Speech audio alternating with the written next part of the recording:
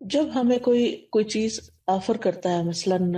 کہتا ہے کہ یہ دودھ ہے آپ کے لیے اور یہ بالکل خالص دودھ ہے، تو ہم کتنے خوش ہو جاتے ہیں. خالص دودھ، آج کے دور میں تو خالص دودھ بالکل ہی نایاب چیز ہو گئی ہے. اسی طرح جب کوئی کہتا ہے فلاں چیز بالکل خالص ہے، خالص دالیں ہیں، خالص فلاں ہے، خالص، تو ہمارے دل کی کیفیت ہی بدل جاتی ہے. یعنی ہم ہر چیز میں خالص چاہتے ہیں، خلوص چاہتے ہیں، محبت میں بھی خلوص چاہتے ہیں، تعلقات میں بھی خلوص چاہتے ہیں. لیکن کبھی ہم نے سوچا کہ اللہ سبحانہ تعالیٰ کے ساتھ ہمارا جو تعلق ہے، یا اللہ سبحانہ تعالیٰ کی جو عبادت ہم کرتے ہیں، یا اللہ سبحانہ تعالیٰ کی دین کی خدمت کا جو بھی کوئی کام کرتے ہیں، جو بھی ہمارے حصے میں آیا ہے، جیسا بھی کام آیا ہے، چاہے وہ تحقیق اور ریسرچ کا کام ہے، یا تعلیم کا کام ہے، یا پھر خدمت خلق کا کام ہے، یا تنظیم یعنی ایڈمنسٹریشن کا کام ہے، یا کسی بھی اور طریقے سے کسی بھی کام میں ہم جس کو ہم دین کے لیے اللہ کے لیے کرتے ہیں، تو کبھی ہم نے سوچا کہ وہ کتنا خالص ہے اور وہ کس درجے کا ہے اور وہ قابل قبول ہے یا نہیں اور کس درجے میں قبول ہوگا. تو آج میں تھوڑی سی بات اس موضوع پر کروں گی کہ ہمیں اپنے اعمال پہ کس طرح نظر رکھنی ہے اور کس طرح ہم نے ان کو مزید خالص بنانا ہے اور اس کے فائدے کیا ہیں. تو ہم سب سورت اخلاص کے نام سے واقف ہیں. قل هو اللہ احد اللہ الصمد لم یلد ولم یولد ولم یکن لہ کفوا احد، اور اس سورت کی فضیلت سے بھی واقف ہیں. کوئی نئی بات نہیں ہے ہمارے لیے، ہم سب جانتے ہیں. تو اس کی اتنی بڑی فضیلت کس بنا پر ہے؟ اخلاص ہی کی بنا پر ہے نا. تو جس طرح اللہ سبحانہ و تعالیٰ ایک ہے، قل هو اللہ احد، تو پھر جو کام یا جو عبادت اس کے لیے ہو وہ بھی بس صرف اس ایک اکیلے کے لیے ہونی چاہیے. اس کے ساتھ کسی اور کو ملانا نہیں چاہیے، کسی اور کو شریک نہیں کرنا چاہیے. تو اخلاص کا لفظی مطلب ہوتا ہے کسی چیز کو آمیزش سے چھانٹ کے الگ کر دینا، یعنی کسی دوسری چیز کی ملاوٹ سے بالکل الگ کر دینا اس کو. اور لغوی معنی اخلاص کے ہوتے ہیں پاک صاف ہونا اور خالص ہونا. یعنی ہمارا عمل جو ہے، جو ہم اللہ کے لیے کرتے ہیں، وہ ہر طرح کی آمیزش سے بالکل صاف ستھرا ہو، خالص ہو، پیور ہو. اور امام راغب اصفہانی جو ہیں، آپ لوگوں نے ان کا نام سنا ہوگا، مفردات القرآن کے نام سے قرآن مجید کی ڈکشنری ہے، اور بہت ہی بہترین ڈکشنری ہے. ہر قرآن کے طالب علم کو اس سے واقفیت ہونی چاہیے. تو امام راغب اصفہانی لکھتے ہیں کہ الاخلاص التبری عن کل ما دون اللہ تعالی. اخلاص یہ ہے کہ اللہ کے علاوہ ہر ایک سے دل کو پاک کر لیا جائے. یعنی جب ہم اللہ کے لیے کوئی کام کرتے ہیں تو بس وہ صرف اللہ کے لیے ہو، کسی اور کے لیے نہ ہو. اس کے بارے میں کئی ایک اقوال ہیں، لیکن جیسے عز ابن عبد السلام کا قول ہے، وہ کہتے ہیں کہ اخلاص یہ ہے کہ انسان اطاعت کے کام کو اللہ اکیلے کے لیے خالص کرتے ہوئے انجام دے. کس طرح؟ وہ اس طرح کہ اس عمل کے ذریعے سے لوگوں سے اپنی تعظیم اور توقیر یعنی عزت کا ارادہ نہ کرے. یعنی کوئی اچھا کام کر کے پھر وہ لوگوں سے توقع نہ رکھے کہ اب چونکہ اس نے اچھا کام کر لیا ہے اس لیے سب اس کو عزت دیں. مثال کے طور پر اگر ایک ٹیچر ہے، میں اپنے آپ کو ہی لیتی ہوں کہ مجھے تعلیم دینے کے بعد، پڑھانے کے بعد، سکھانے کے بعد جن کو میں سکھا رہی ہوں ان سے یہ توقع نہیں رکھنی چاہیے کہ اب چونکہ میرا ان پہ احسان ہے لہٰذا یہ اس کا بدلہ کم از کم اس صورت میں تو ضرور دینا کہ یہ مجھے رسپیکٹ دیں. اور اگر وہ رسپیکٹ نہ دیں تو پھر مجھے بہت برا لگے اور میں ڈسہارٹ ہو جاؤں اور پھر میں اپنا کام چھوڑ دوں اور لوگوں سے بدظن ہو جاؤں اور پھر ان کے خلاف ادھر ادھر غیبت چغلی شروع کر دوں اور فرسٹریشن کا شکار ہو جاؤں. تو یہ سارا نتیجہ کس بات کا ہے کہ میرے اصل کام میں اخلاص ہی نہیں تھا. تبھی تو میں اس نتیجے پہ پہنچی، اس ہلاکت کے گڑھے میں، کہ فرسٹریشن کا شکار ہوئی. اور اس فرسٹریشن میں پڑھ کے پھر میں نے جس مقصد اور جس نیت اور جس جذبے اور جس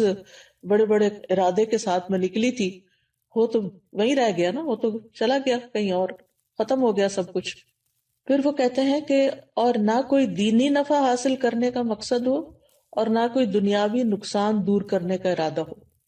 یعنی کچھ بھی اور نہ، ہر چیز ہٹا دی جائے سوائے اس کے کہ اللہ کی رضا سامنے ہو۔ اسی طرح یہ بھی کہا جاتا ہے کہ اخلاص کا صحیح مفہوم یہ ہے کہ انسان زندگی میں جو بھی عمل کرے اور جس سطح کی اور جس شکل کی بھی عبادت کرے، یعنی عبادت کی مختلف شکلیں ہیں نا، ایک تو نماز روزہ ہے یہ ہماری فارمل عبادت، اور ایک اس کے علاوہ جو ہے وہ جیسے امام ابن تیمیہ نے عبادت کی تعریف کی ہے نا کہ ہر قول اور ہر عمل جو ہے ظاہر ہو یا باطن ہو وہ اللہ کی تعظیم اور محبت کے ساتھ کیا جائے، یعنی جتنے بھی ہمارے ظاہری اعمال ہیں یا باطنی اعمال اگر وہ اللہ کے لیے کیے جا رہے ہیں تو ساری عبادت بن جاتے ہیں، اللہ کے بتائے ہوئے طریقے کے مطابق ہیں، اس کی رضا کے مطابق ہیں۔ تو بہرحال جتنی بھی عبادت کی شکلیں ہیں تو انسان کا دل اس عبادت اور عمل میں صرف اور صرف اس بات پہ مطمئن ہو کہ میں یہ عبادت صرف اللہ تعالیٰ کی رضا کے لیے کر رہا ہوں، اور اسی طرح انسان اپنے دل کو ہر طرح کے نفسانی ظاہری باطنی خواہشات سے پاک کرے، اور اپنی ساری حرکات سکنات اور ہمارے خیالات اور یہ جتنی بھی چیزیں ہیں ان سب میں صرف اللہ سبحانہ و تعالیٰ کی رضا مقصود ہو۔ یعنی ہم ایک ہاتھ بھی اٹھائیں، ہمارا مسکرانا بھی، ہمارا دیکھنا بھی، ہمارا چلنا پھرنا،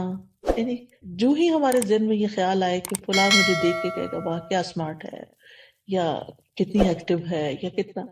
تو فوراً اس طرف سے توجہ ہٹا لی جائے۔ ایسا شخص لوگوں سے کتنا بے نیاز ہو جاتا ہے نا، لوگوں کی تعریف سے بے نیاز ہو جاتا ہے، لوگوں کی طرف سے پہنچنے والے فائدے کی توقع سے بے نیاز ہو جاتا ہے کہ یہ اس طرح میری قدر کرے گا اور اس طرح مجھے اپریشیٹ کرے گا۔ یعنی ایسا انسان سارے چنگلوں سے ایک طرح سے آزاد ہو جاتا ہے کیونکہ اس کی نظر صرف اللہ کی رضا پہ لگی ہوئی ہوتی ہے۔ اللہ سبحانہ وتعالیٰ نے قرآن مجید میں ہمیں حکم بھی دیا ہے سورۃ البینہ میں، وما امروا الا لیعبدوا اللہ مخلصین لہ الدین حنفاء ویقیموا الصلاۃ ویؤتوا الزکاۃ وذلک دین القیمہ، اور انہیں اس کے سوا حکم نہیں دیا گیا کہ وہ اللہ کی عبادت کریں اس حال میں کہ اس کے لیے دین کو خالص کرنے والے، ایک طرف ہونے والے ہوں، اور نماز قائم کریں اور زکوٰۃ دیں، اور یہی درست دین ہے، وذالک دین القیمہ۔ اسی طرح اللہ سبحانہ وتعالیٰ صرف اس عمل کو قبول کرتے ہیں جو صرف اس کے لیے ہوتا ہے۔ نبی صلی اللہ علیہ وسلم فرماتے ہیں کہ اللہ تعالیٰ فرماتا ہے میں بہترین شریک ہوں، پس جس نے کسی کو میرے ساتھ شریک کیا تو وہ عمل اسی شریک کے لیے ہے، یعنی کسی اور کو اگر آپ اس میں شامل کر لیں گے تو وہ عمل اس کا ہو جائے گا، اللہ تعالیٰ کے لیے نہیں ہوگا۔ اے لوگوں اپنے اعمال کو اللہ کے لیے خالص کرو، کیونکہ اللہ عز و جل اسی عمل کو قبول کرتا ہے جو خالص اسی کے لیے کیا جائے۔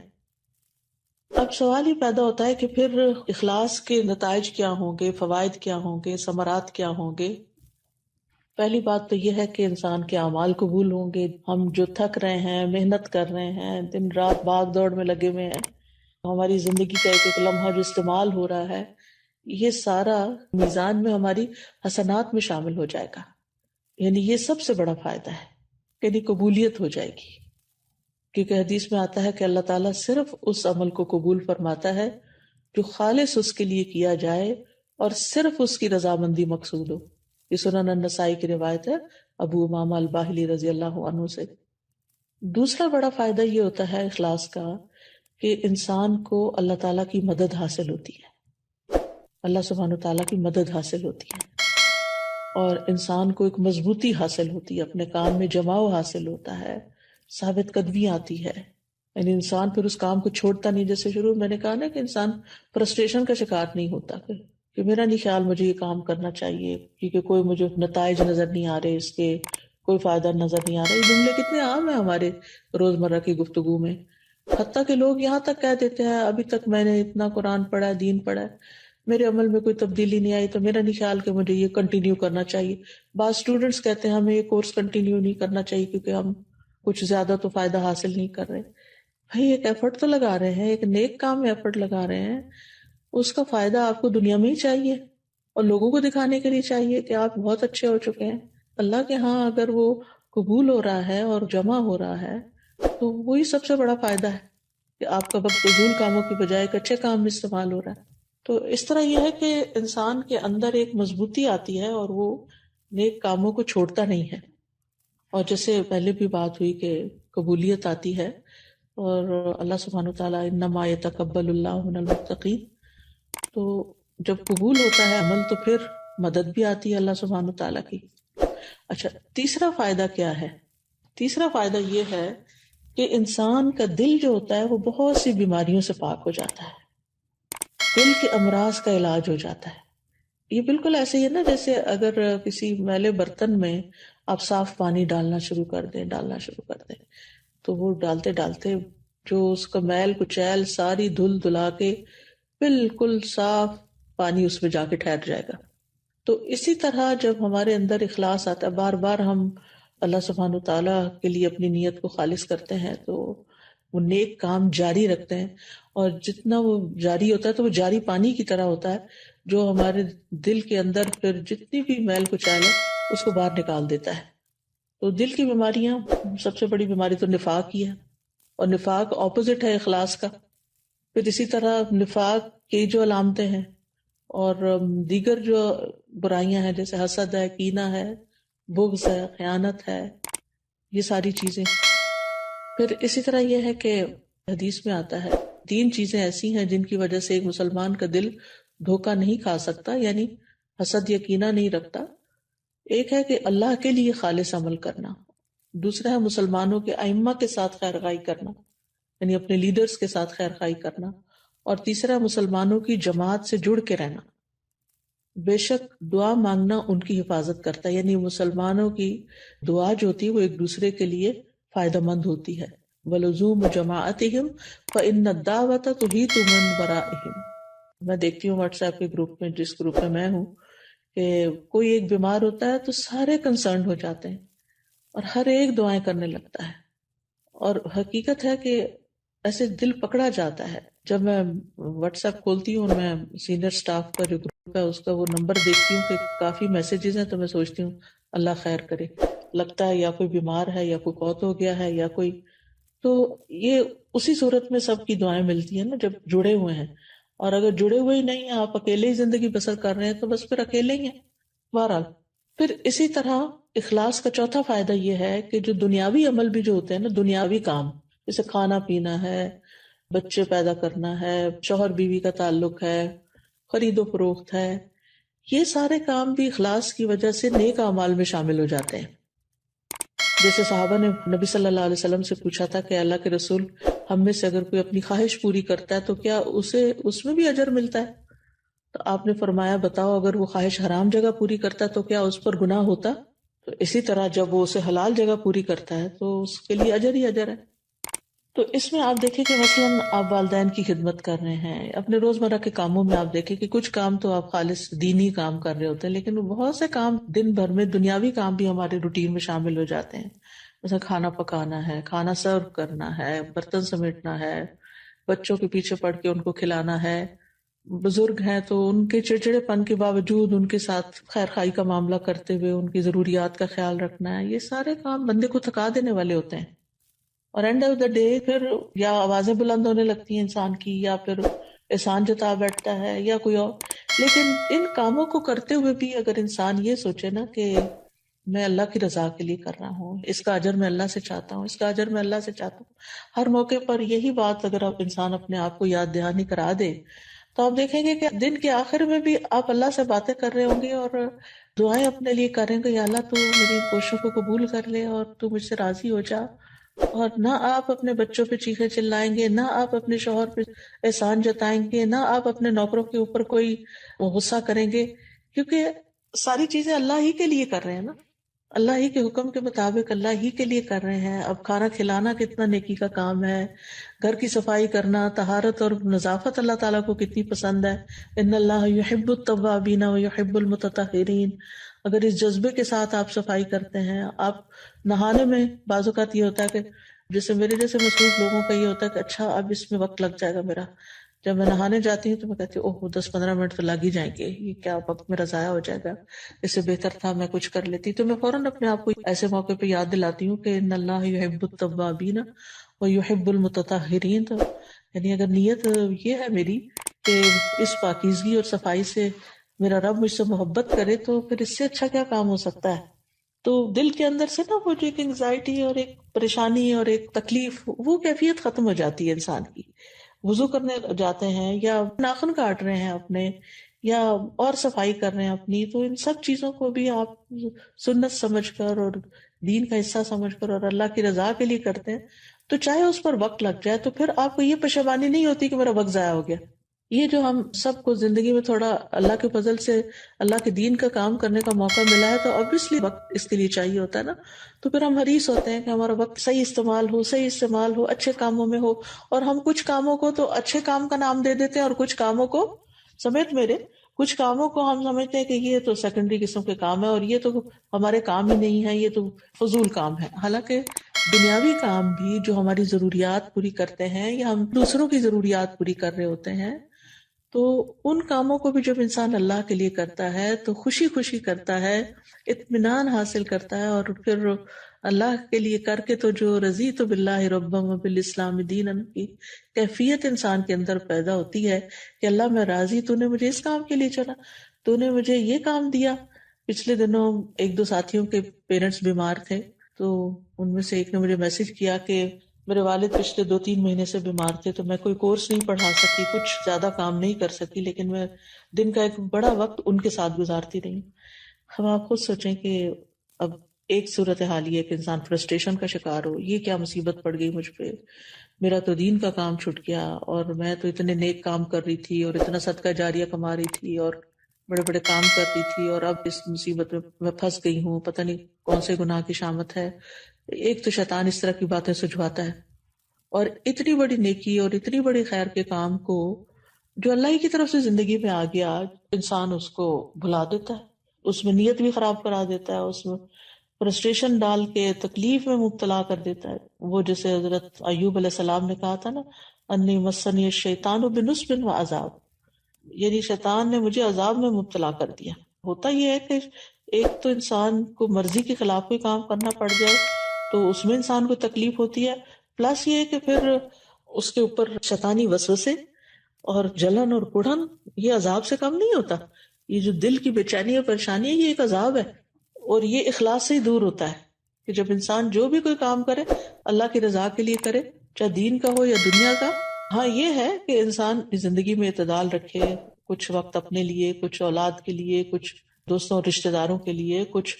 گھر کے کام کاج کے لیے، کچھ تعلیم حاصل کرنے کے لیے، کچھ دینے کے لیے۔ پھر زندگی کے مختلف جو فیزز ہوتے ہیں اس میں مختلف اوقات میں انسان کو مختلف کاموں میں کچھ زیادہ یا کم وقت ملتا ہے۔ ایک وقت ہوتا ہے کہ اپنے لیے بہت وقت مل جاتا ہے، اپنی عبادت کے لیے، جیسے کہ بڑھاپے کا وقت ہوتا ہے، اس میں دوسری ذمہ داریوں سے انسان فارغ ہو جاتا ہے۔ اور کچھ وقت ایسا ہوتا ہے کہ جس میں خدمت خلق کے لیے زیادہ وقت نکالنا پڑتا ہے انسان کو۔ کسی کے والدین بزرگ ہوتے ہیں تو ان کو ٹائم دینا پڑ جاتا ہے، کسی کے حصے میں تعلیم اور تعلم کا کام آ جاتا ہے، اس کی باقی ذمہ داریاں کوئی اور سنبھال لیتا ہے۔ تو ہم میں سے ہر ایک کی سچویشن اور حالات فرق ہیں، لیکن اس میں ہمیں یہ یاد رکھنا چاہیے کہ جس بھی حال میں رب رکھے اس پہ راضی رہ کے، اس میں نیت خالص کر کے اس کام کو عبادت سمجھ کے کریں، مصیبت سمجھ کے نہ کریں۔ پھر اس میں آپ دیکھیے کہ بعض لوگ ایسے ہوتے ہیں کہ جو جسمانی طور پہ دنیا سے الگ ہوتے ہیں لیکن دل ان کا دنیا میں پھنسا ہوا ہوتا ہے، اور کچھ لوگ ایسے ہوتے ہیں کہ جو جسمانی طور پر دنیا میں ہوتے ہیں لیکن دل ان کا دنیا سے الگ ہوتا ہے۔ تو یہ دیکھ سکتے ہیں ہم کہ ہم کہاں کھڑے ہیں۔ اچھا، چھٹا فائدہ یہ ہے کہ انسان سے سختیاں اور مصیبتیں دور ہونے لگتی ہیں، یعنی انسان کی دعائیں بھی قبول ہوتی ہیں، یعنی اخلاص کی برکتیں بہت ہیں۔ اب وہ واقعہ یاد ہوگا جو بخاری اور مسلم میں آتا ہے، 3 لوگوں کا جنہوں نے غار میں رات گزاری، جو بارش سے مجبور ہو کے غار کی طرف چلے گئے تھے، پھر وہ غار کا دروازہ بند ہو گیا پتھر گر کے، تو وہ ہٹا نہیں پا رہے تھے مل کے، تو پھر ہر ایک نے دعائیں کرنی شروع کی، اور اس میں ہر ایک نے اپنے اپنے خالص عمل کو وسیلہ بنایا، تو اللہ تعالیٰ نے ان کی مصیبت دور کر دی، وہ غار سے باہر نکل آئے۔ تو اخلاص سے نا دل کے اندر ٹھنڈک آ جاتی ہے کہ میں جس کے لیے کر رہا ہوں نا وہ دیکھ رہا ہے۔ مثلا آپ ایک بہت اچھا کام کرتے ہیں، اور جب کام کر کے کسی کو دکھاتے ہیں کہ اچھا آپ اس کے بارے میں مشورہ دیں کہ یہ کیسا ہے، تو وہ اس پہ سخت تنقید کر دیتا ہے، یہاں یہ غلطی ہے، یہاں یہ نہیں ہونا چاہیے، یہاں وہ نہیں ہونا چاہیے۔ تو اس وقت آپ کا ری ایکشن پھر کیا ہوتا ہے؟ یا آپ دل دل میں مسکرا رہے ہوتے ہیں، یا پھر آپ سخت غم، فکر، پریشانی کا شکار ہو جاتے ہیں۔ مسکرا کون سکتا ہے ایسے موقع پر کہ جس کے لیے میں نے محنت کی تھی نا اتنی، اس نے تو دیکھ لیا، اس نے تو میری محنت جان لی نا، میرا خلوص جان لیا۔ اور یہ شخص میری صرف ظاہری حالت دیکھ رہا ہے کہ میں نے پروڈیوس کیا کیا، تو کوئی نہیں، اس میں بھی خیر ہے، میں اس کو دوبارہ کر لیتا ہوں اور اس سے بہتر کر لیتا ہوں، اور پھر انسان اللہ کی خاطر اسی کیے ہوئے کام کو دوبارہ شروع کر